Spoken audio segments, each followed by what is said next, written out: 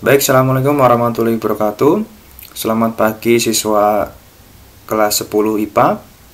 Pada video ini saya akan menjelaskan kepada kalian materi lanjutan fisika, yaitu KD dinamika gerak.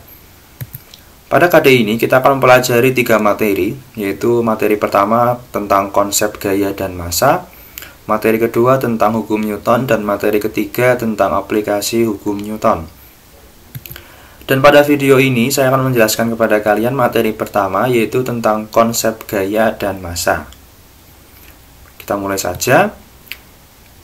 Ketika kalian semester gasal, kalian sudah mempelajari materi tentang kinematika gerak lurus, yaitu kita mempelajari beberapa besaran fisis kinematika, yaitu tentang posisi, jarak, perpindahan, kelajuan, kecepatan, percepatan, dan sebagainya. Tetapi ketika kita membahas kinematika, kita tidak pernah bertanya kenapa benda itu bisa memiliki kecepatan, kenapa benda itu bisa memiliki percepatan. Kita tidak pernah bertanya-tanya apa penyebab benda itu memiliki besaran-besaran fisis tersebut. Atau kita tidak pernah dia mengetahui apa penyebab benda itu bergerak. Nah, inilah dinamika. Jadi ketika kalian akan mempelajari dinamika ini, kalian akan mempelajari apa penyebab benda bergerak. Jadi ketika di kinematika kalian mempelajari fenomena-fenomena gerak, tetapi tidak mempelajari apa penyebab benda itu bergerak. Nah, jadi dengan di dinamika ini kalian akan mempelajari faktor penyebab benda bergerak. Ya, itu konsep intinya. Next. Jadi kita mulai dengan apa penyebab benda bergerak. Kita tahu ini ada gambar rudal yang meluncur. Dia bergerak karena ada dorongan dari tenaga yang dihasilkannya. Lalu ada mobil.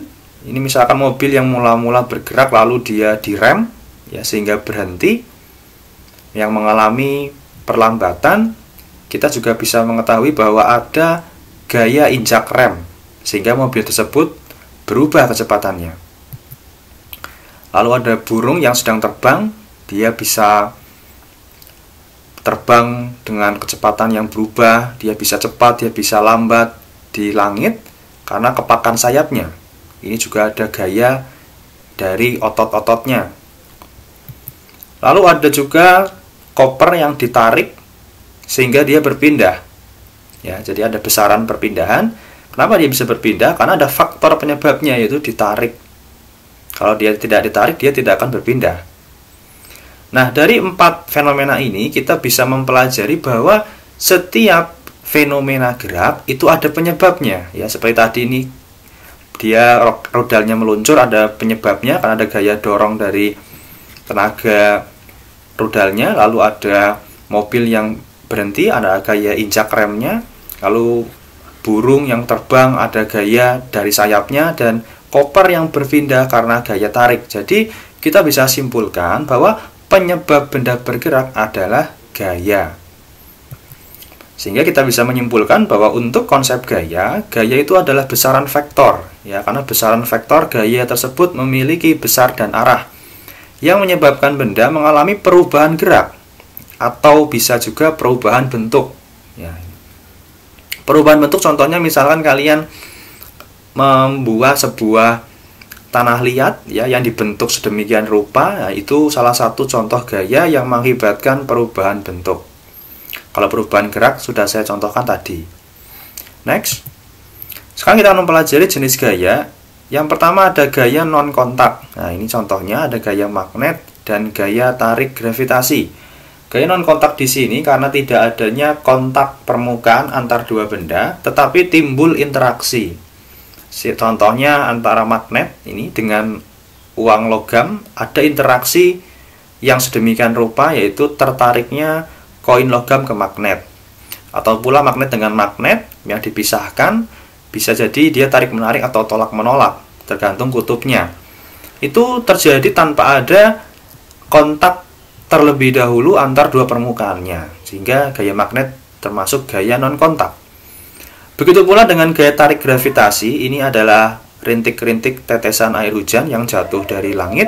Kita tahu bahwa tetesan air hujan ini tidak menyentuh terlebih dahulu permukaan bumi, tetapi dia bisa tertarik jatuh ke bawah. Sehingga gaya tarik gravitasi pun disebut gaya non-kontak. Next, yang kedua yaitu gaya kontak. Gaya kontak yang pertama contohnya ada gaya gesek dan gaya elastik.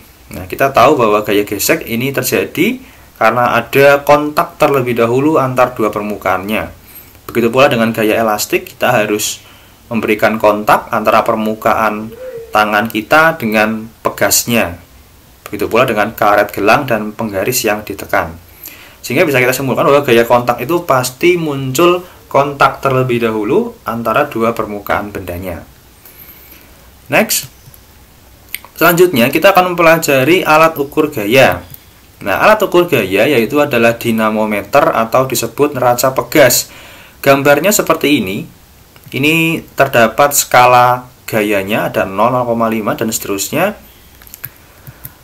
Kita bisa memberikan sebuah penjelasan terkait dengan 1 Newton ya. Ini satuan gayanya yaitu Newton. Misalkan ada neraca pegas atau dinamometer yang diberi beban massa sebesar 0,1 kg. Maka, karena adanya gaya tarik gravitasi bumi yang memiliki percepatan sebesar 10 meter per sekon kuadrat, sehingga membuat dinamometer ini tertekan ke bawah, ya, tertarik ke bawah. Nah, kalau kita memberikan fenomena seperti ini, maka kita bisa melihat skala pada dinamometer itu akan tertarik sejauh 1 Newton. Ya, jadi inilah definisi 1 Newton, di mana jika massa sebesar 0,1 kg kalian gantungkan dengan dinamometer, maka otomatis dinamometer itu akan tertarik 1 Newton. Nah, inilah definisi 1 Newton. Next, satuan gaya sudah disinggung tadi bahwa gaya memiliki satuan Newton atau bisa disebut kilogram meter per sekon kuadrat. Dalam satuan CGS, cm gram sekon, gaya F bisa juga dituliskan yang memiliki satuan Dyne, ya, di mana 1 Dyne itu sama dengan 1 gram cm per sekon kuadrat. Ini sistem satuan CGS sebenarnya sudah tidak dipakai karena sudah digantikan sistem satuan SI. Konversinya untuk 1 Newton itu sama saja dengan 10⁵ Dyne. Oke ya. Next. Sekarang kita akan mempelajari konsep massa. Selama ini saya yakin kalian sudah sering mempelajari atau mendengar massa ya begitu. Besaran massa. Tetapi mungkin kalian bertanya-tanya, sebenarnya massa itu apa? Nah, saya akan memberikan sebuah penjelasan bahwa massa itu adalah ukuran inersia sebuah benda. Untuk lebih jelasnya akan saya berikan fenomena. Kalian bisa melihat di sini ada 2 orang yang sedang mendorong, satu mendorong baja, satu mendorong kayu. Ya, ini balok baja, balok kayu. Kita bisa menyimpulkan jika orang ini sama, ya, ini orangnya sama, jadi bergantian begitu. Kita akan bisa menyimpulkan bahwa orang akan lebih sulit mendorong baja, ya, balok baja ketimbang balok kayu. Ini dengan catatan orangnya sama ya. Sehingga bisa kita simpulkan bahwa balok baja memiliki inersia yang lebih besar daripada balok kayu. Nah, itu jadi yang dimaksud dengan inersia. Lebih detailnya nanti kalian akan dijelaskan tentang inersia di materi hukum 1 Newton. Next. Sekarang kita akan mempelajari topik khusus yaitu tentang gaya gesek. Yang pertama ada gaya gesek statis. Jadi saya akan berikan kalian ilustrasi. Ada sebuah benda, ini cat Avitek ya bendanya, tapi bukan promosi ini ya. Diletakkan pada permukaan lantai kasar. Kita tahu benda yang memiliki massa maka memiliki gaya berat W yang besarnya M kali G, sehingga muncul gaya normal benda. Nah, di sini kalian akan saya jelaskan mengenai gaya normal. Jadi gaya normal ini adalah gaya reaksi akibat adanya benda di permukaan. Ya, jadi gaya normal ini bekerja pada benda itu. Nah, ini gaya normal tersebut muncul dari permukaan pada benda. Ini merupakan gaya reaksi yang muncul karena untuk memahami bahwa benda ini tidak ambles ya, tidak ambles ke bawah karena adanya gaya berat. Tetapi nanti akan saya lebih jelaskan di materi selanjutnya bahwa gaya normal ini bukan pasangan aksi reaksi dengan gaya berat. Ya, nanti akan saya jelaskan ini di hukum 3 Newton ya di materi selanjutnya. Nah, jika benda ini ditarik oleh gaya F, maka akan muncul gaya gesek yang berlawanan arah dengan gaya tarikan F. Nah, fenomena yang terjadi adalah yang pertama, jika gaya tarik F tidak terlalu besar ya, maka benda tidak akan bergeser atau belum bergerak. Dia akan tetap diam. Jadi misalkan F-nya tidak terlalu besar, ya, kecil begitu gaya tariknya, bisa jadi ini tidak akan bergerak. Fenomena yang kedua, jika gaya tarik F terus diperbesar terus, maka nanti akan ada nilai F yang dimana benda itu akan mulai bergerak, ya, tepat akan bergerak. Yang ketiga, selama keadaan ini dari benda ini diam hingga benda itu akan bergerak, itu bekerja gaya gesek statis namanya. Ya, di mana gaya gesek statis diberikan oleh persamaan gaya statis kurang dari sama dengan mu s dikali n. Nah, mu s itu adalah koefisien gesekan lantai, n itu adalah gaya normalnya. Next, saya berikan contoh lebih detail, contoh dengan angka-angkanya. Jadi misalkan ada koefisien gesek lantai sebesar 0,8 ya ini. Maka gaya gesek statis maksimumnya kita hitung sebesar 0,8 kali 10 yaitu 8 Newton. Nah, ini adalah gaya gesek statis maksimum. Kenapa? Karena gaya gesek statis maksimum itu sama dengan mu s kali n. Ya, sama dengan. Sehingga jika ada benda yang ditarik oleh gaya F sebesar 4, nah kalian lihat, gaya tariknya 4, tetapi gaya statis maksimumnya 8. Nah, sehingga kita bisa simpulkan benda akan tetap diam, ya. Bendanya akan tetap diam dengan gaya gesek statisnya sebesar 4. Nah, jadi gaya gesek statisnya itu sama dengan gaya tariknya. Ya, karena tadi di persamaan yang sebelumnya gaya gesek statis itu kurang dari sama dengan mu s kali n. Ya, kurang dari jika gaya tariknya kurang dari gaya gesek statis maksimum. Selanjutnya saya akan berikan contoh kedua. Sekarang jika gaya tariknya itu sama dengan gaya statis maksimumnya, maka kesimpulannya adalah benda tepat akan bergerak, ya, tepat akan bergerak. Karena gaya gesek statisnya itu sama saja dengan karena gaya tariknya sama dengan gaya gesek statisnya. Ya, jadi fenomena ini juga kita bisa simpulkan bahwa jika resultan gayanya ini kan ke kanan 4, ke kiri 4, maka dia tetap diam.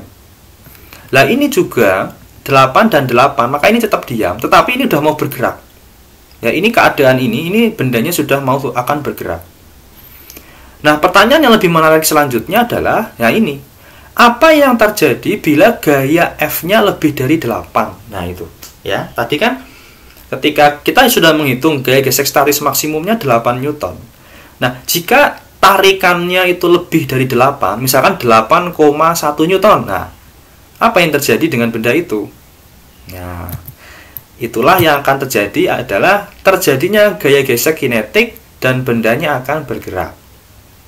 Ya, karena fenomena yang terjadi adalah jika gaya tarik F melebihi besar gaya gesek statis maksimum, maka benda akan bergerak. Nah, ini. Ya, benda akan bergerak dengan percepatan yang konstan. Nah, seperti itu. Yang kedua, nah selama benda itu bergerak, maka gaya geseknya berganti. Bukan statis lagi, tetapi gaya gesek kinetik. Yang besarnya mu k dikali n. Nah, ini sama dengan. Oke ya. Saya berikan contohnya. Jadi misalkan seperti tadi bendanya, ini benda bermasa 1 kilo ya. Jadi beratnya 10 Newton. Ditarik oleh gaya yang misalkan 12 Newton.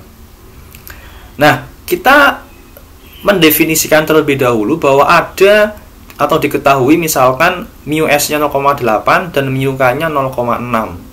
Jadi mu S dengan mu K itu berbeda ya, koefisien statis dengan kinetik berbeda nilainya. Nah, kita hitung untuk gaya gesek statis maksimumnya 8, kinetiknya 6. Nah, kita bisa simpulkan, jadi karena gaya tariknya ini 12 melebihi statis maksimumnya, maka benda itu akan bergerak ya. Lalu ketika benda itu bergerak, dia akan mengalami gaya gesek kinetik yang besarnya 6 ya. Nah, ini. Oke, paham ya? Nah, benda itu nanti akan berpindah ya karena dia bergerak. Next, kita bisa simpulkan di akhir bahwa ada grafik gaya gesek di mana sumbu Y menyatakan gaya gesek dan ini adalah F tariknya, di mana gaya penggerak itu searah bidang sentuh. Nah, kita bisa tahu ternyata gaya gesek statis maksimum itu nilainya akan lebih besar daripada gaya gesek kinetiknya. Dan selama gaya gesek statis itu bekerja, ya, itu benda itu akan diam. Dan catatan lagi bahwa gaya gesek statis itu nilainya berubah, ya, berubah dari bisa jadi dari 0 ya tergantung tarikannya sampai nilai maksimumnya yang besarnya mu S dikali M. Nah, untuk gaya gesek kinetik, selama benda itu mengalami gaya gesek kinetik, maka benda itu sudah bergerak. Oke, paham ya? Jadi itu untuk materi pertama tentang konsep gaya dan massa. Selanjutnya silakan kalian lakukan latihan, kerjakan soal ini dengan baik, lalu difoto dan diupload di daring fisika kita. Baik, itu untuk materi pertama. Terima kasih, selamat belajar dan semoga memahami dengan baik. Terima kasih. Assalamualaikum warahmatullahi wabarakatuh.